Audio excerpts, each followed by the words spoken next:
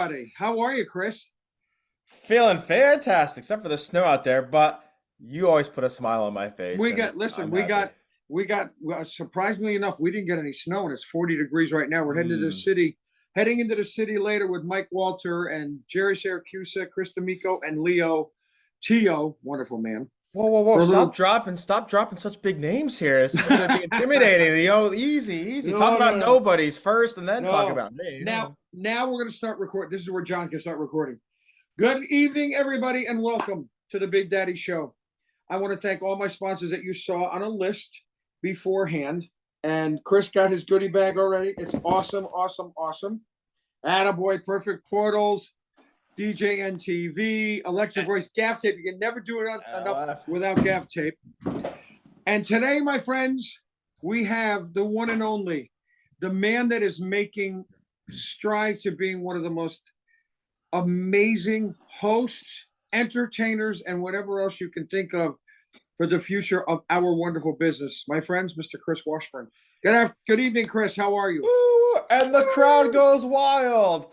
Well, first, I know the camera's cutting off my shirt, but I want to make sure everyone sees this. This is a special one I wore for you, Big Daddy. We all know it well. A lot of people know that we're wrestling fans. This is a John Cena shirt, but it's a special edition where it was a certain message talking about rising above cancer. And I'm guessing anyone that watches this show knows who you are and knows your battles, Yes, sir. and Yes, everything sir. you've gone through. So special one for you, and of course everyone out there that is You going are the against that best, my friend. stupid thing called Well, cancer. oh yeah, yeah. I liked it so much the first time I did it twice.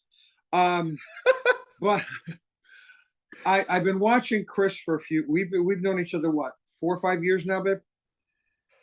At Some least, I mean, when I first went to my first DJ conference, probably in 2017, 18-ish, you were there. I don't know if we had known each other yet, but yes, in that range for yeah, sure. somewhere in that Six. range. Yep. What? Well, Norm, I one of the big first things is how did you get started doing this end of the business, the mobile end of the business?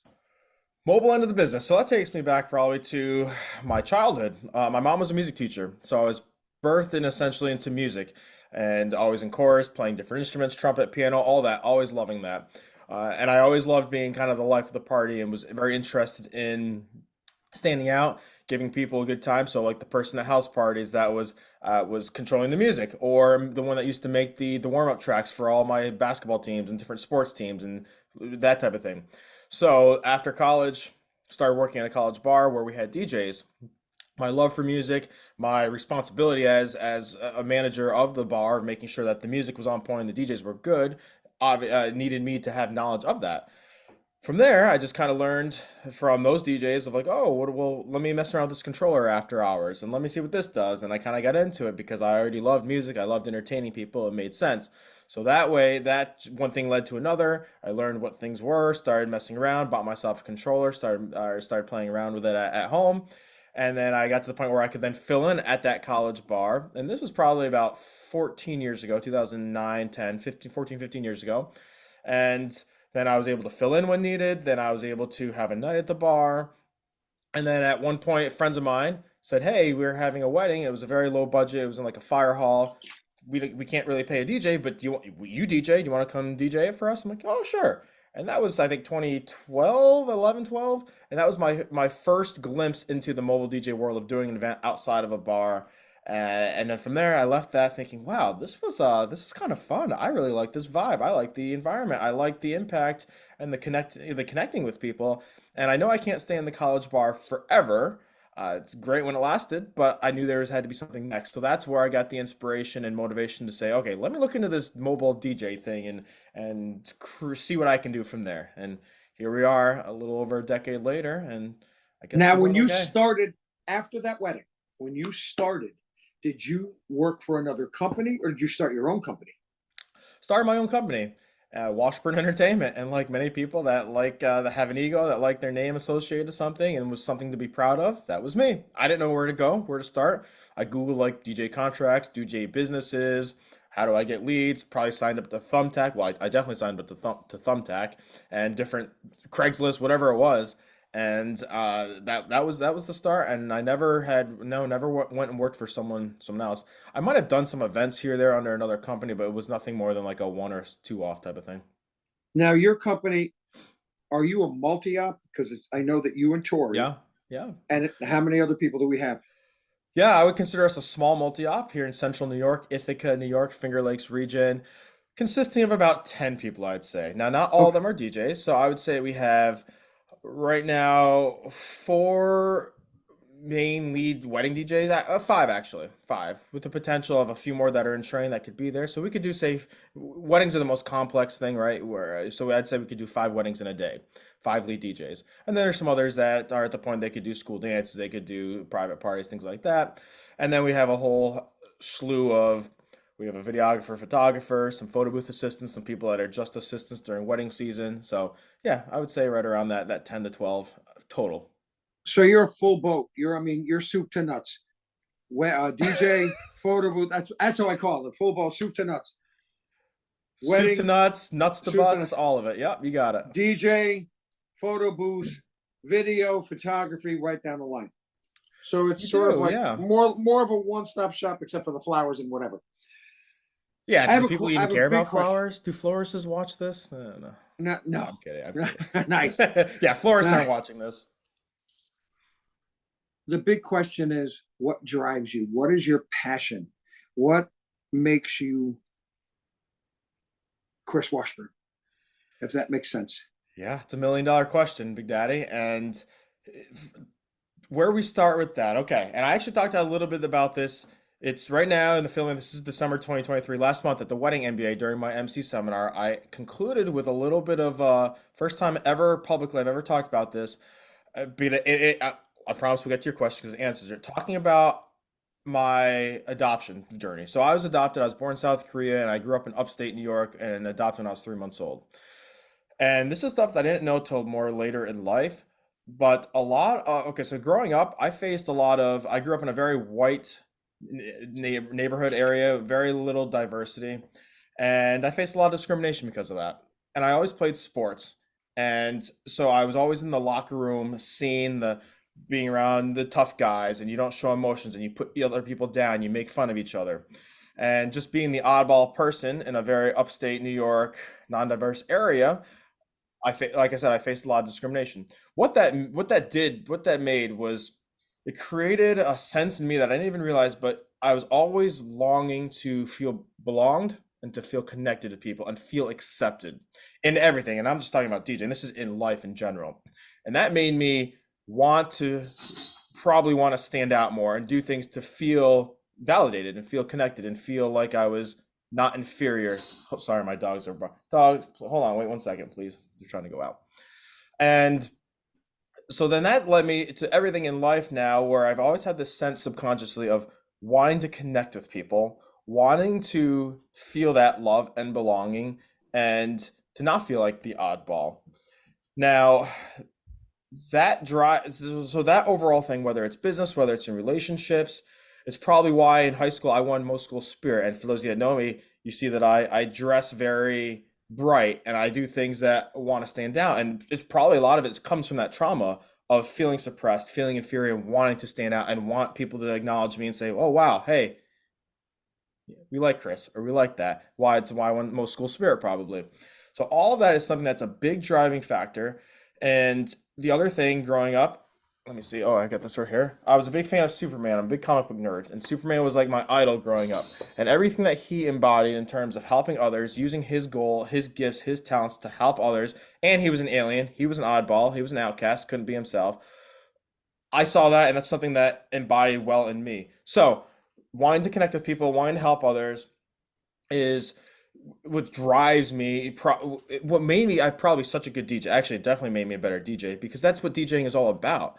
It's about connecting with people. It's about inspiring them. It's about letting them escape and forget whatever is going on and make them smile and make them dance. And that's exactly what I was trained, whether I liked it or not, to want to do more. So that's a big driving thing to to help people connect, make them happy. And another driving factor is because I felt like that oddball sometimes. I felt like I was not part of the accepted crew.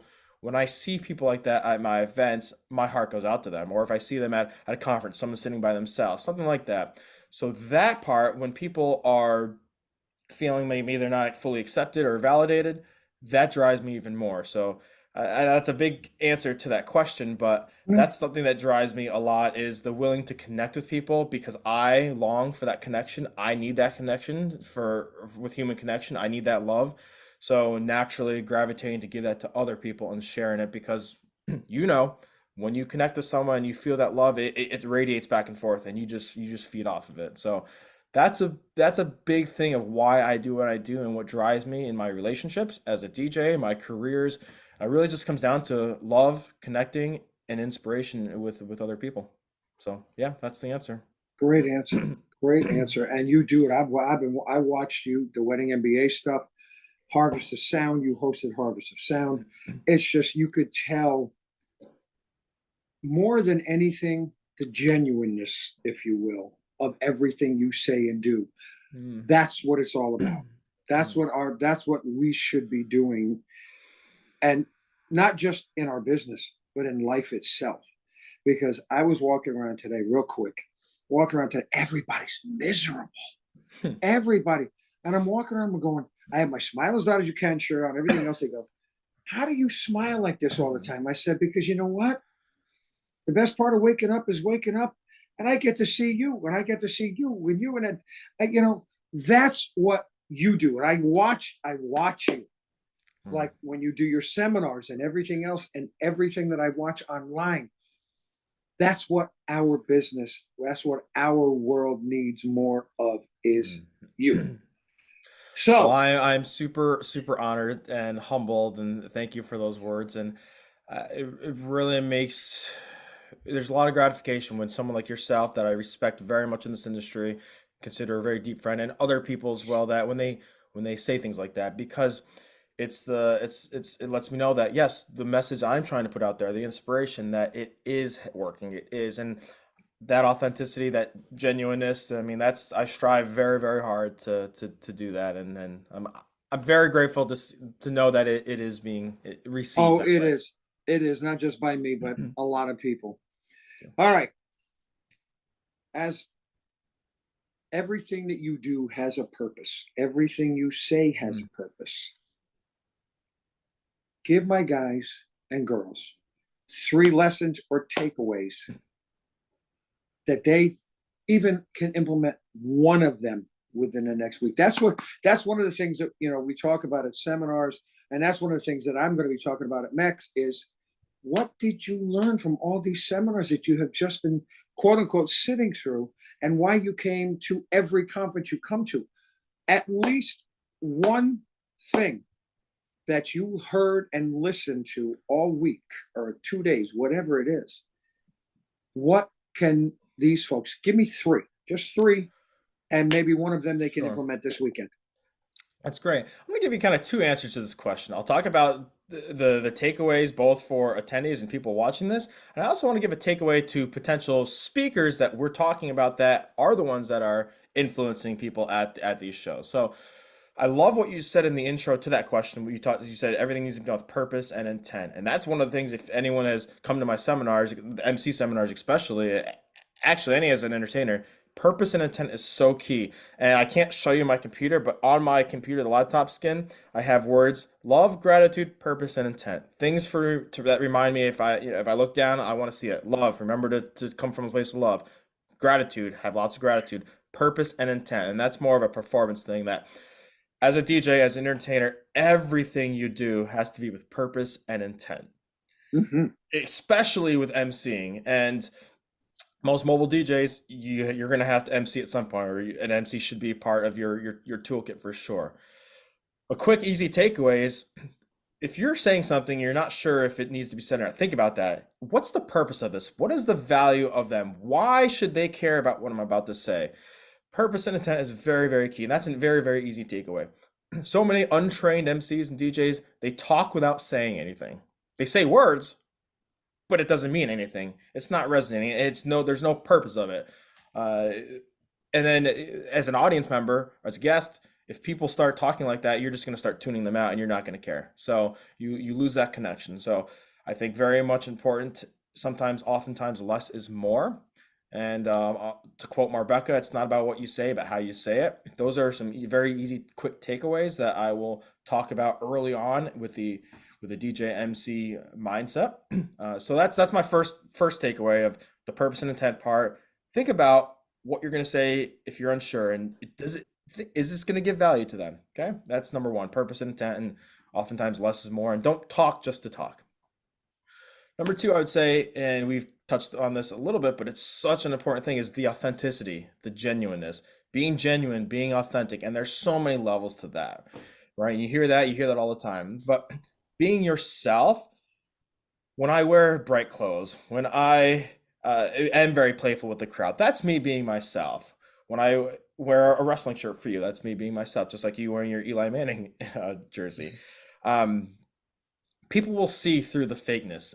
If they know that you are being fake or you're putting on a facade, they will see through that and you will lose your connection. You will not connect as well. So do your best if who you are, embrace it. And that can mean a good, that can be positive and that can be negative. And when you understand who you are and you know your strengths, you know your vulnerabilities, you know your weaknesses, you can better assess of how you should operate as an entertainer, as a business person, and say you're the type of person, you know what, I want, like they watch Mike Walter or they watch Chris Washburn go out and stand on the middle of the dance floor and just feel natural and flow. Maybe people just can't do that, and that's okay. Accept that. Don't try to be someone you're not. If you're the person that needs to be behind the DJ booth, okay, do that. You can still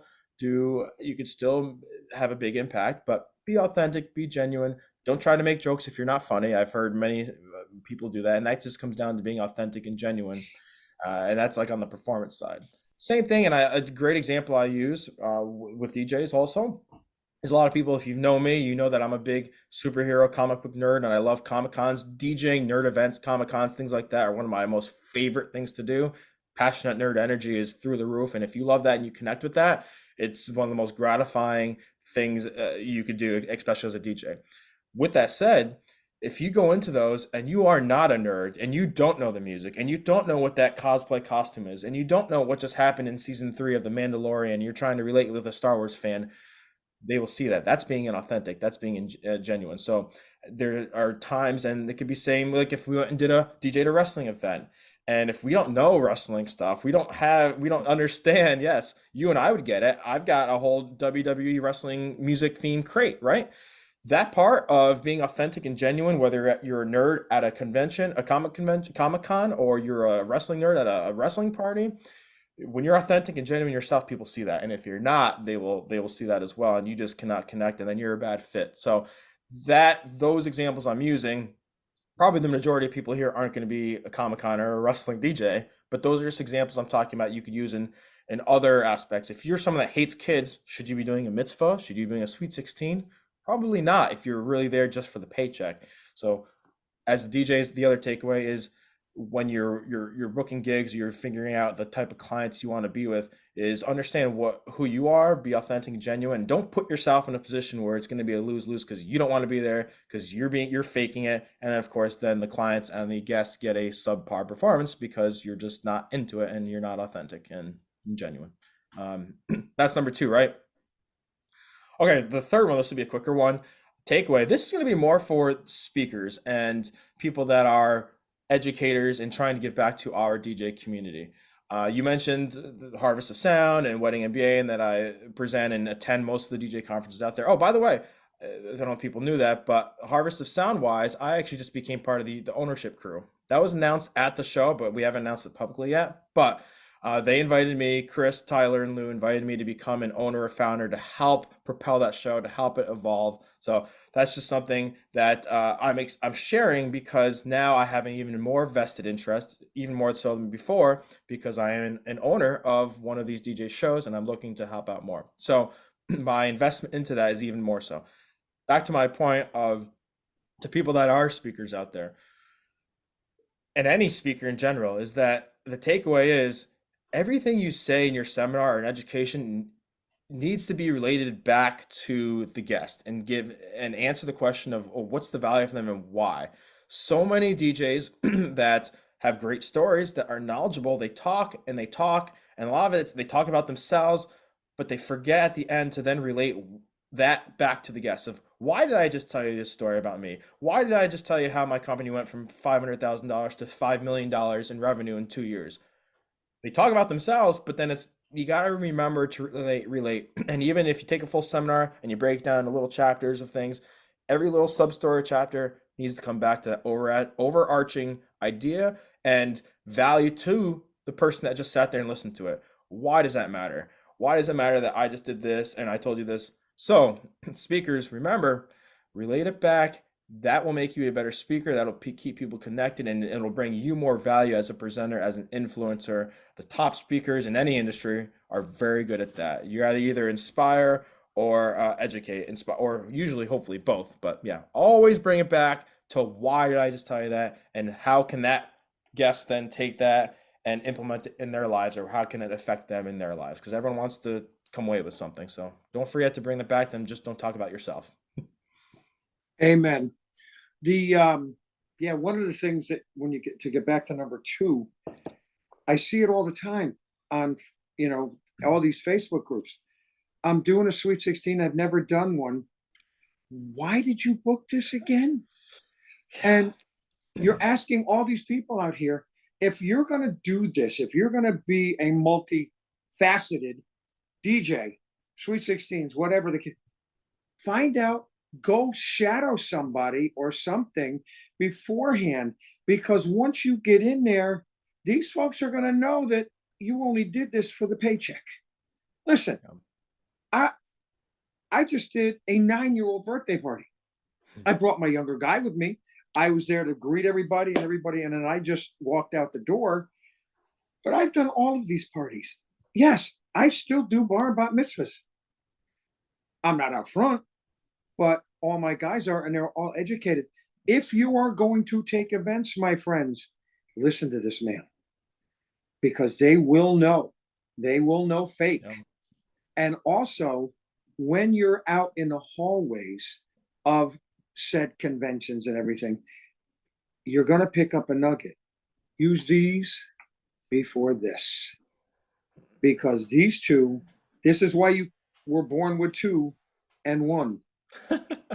And yeah, am I a talker? Mm-hmm. Mm-hmm. I go on and on and on, but most of the stuff I go on and on about is just life itself. But yeah, and I say that when I've hosted these last couple DJ shows, I say that on stage as one of the tips to people is, yeah, the seminars are great, being here, the parties, but some of the best parts, the best takeaways are what's happening out in the hallways, what's happening at your lunch table. Those conversations where it can be very raw. It's just 2 people or 3 people, whatever the amount is. And those genuine heart-to-heart conversations and those relationships you make. Some of the people that I consider closest to me in my life now are people that I've met at DJ shows. And those relationships are way more valuable than the newest DJ software app out there, the newest lighting fixture. Those relationships, those happen for people taking the initiative and having those conversations. And I opened up my Harvest of Sound the day one, very first, before we started. I told people, you have the choice here.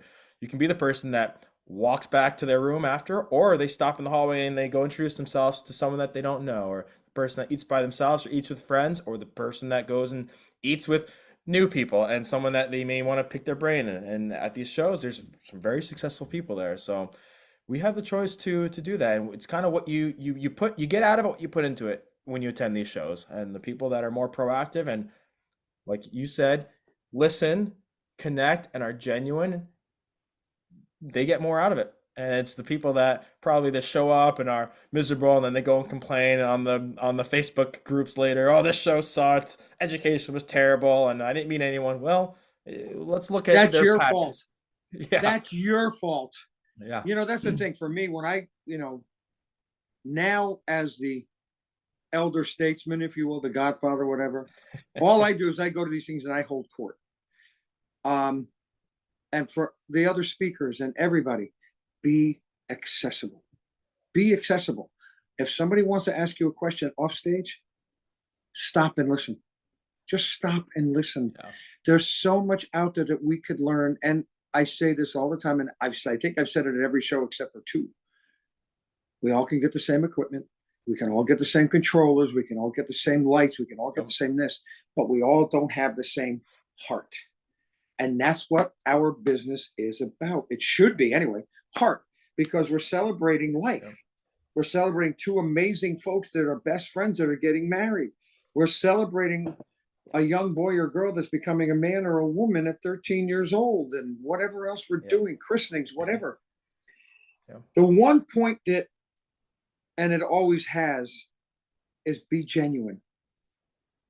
That is the main point that hit me home here today, is because that's who you are. That's who you are.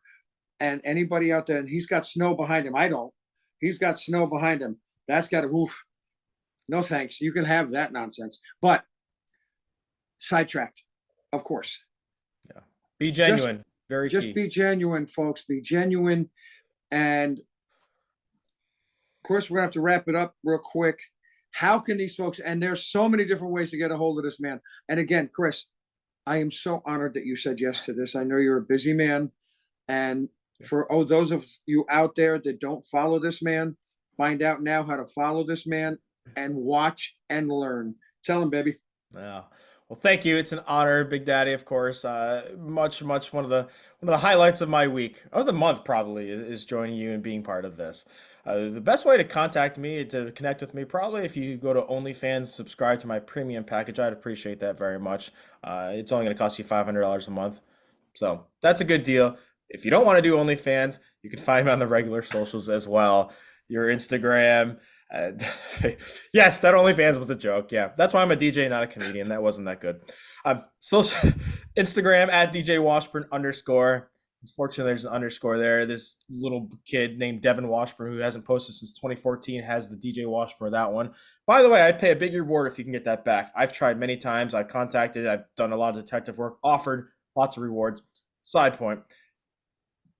TikTok, Instagram at DJ Washburn _ WashburnEntertainment.com, Facebook. And I'm guessing if you are watching this and you're part of the DJNTV family, then we've probably connected in some way, or you know how to get a hold of me.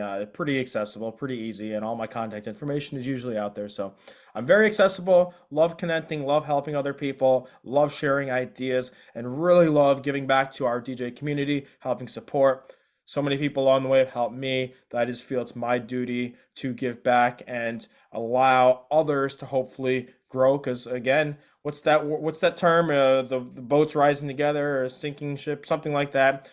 We all of us rising together is better. A high tide, you know what it is. Again, that's why I'm a DJ and not a poet or a comedian. Yeah. Well, the difference between his OnlyFans, you pay $500. I have to pay people $150 a week to just join. But seriously, my friend, I thank you. To everybody out there, we're back here again in 2 weeks. Yes, the Smiles Out. My man gets all my, I want to thank my sponsors. And look, the Big Daddy Smile Loudly guest gift bag. Every one of my guests gets one of those. John Young, thank you. Chris Washburn, you are the best. Everybody, Merry Christmas. Be safe, be happy, and remember, smile as loud as you can. Chris, thank you, my brother. I think we're out for the week, and I'll see you all on January 2nd. My next guest will be Mr. Mentor Pods himself, Mr. Matt Radicelli, on January 2nd. You won't want to miss that one. I just signed up for Mentor Pods. Matt Radicelli, one of the most genuine and smart people in our industry. Amen. My friends, have a great rest of your day. Merry Christmas. Chris, enjoy the day. Thank you so much. Peace.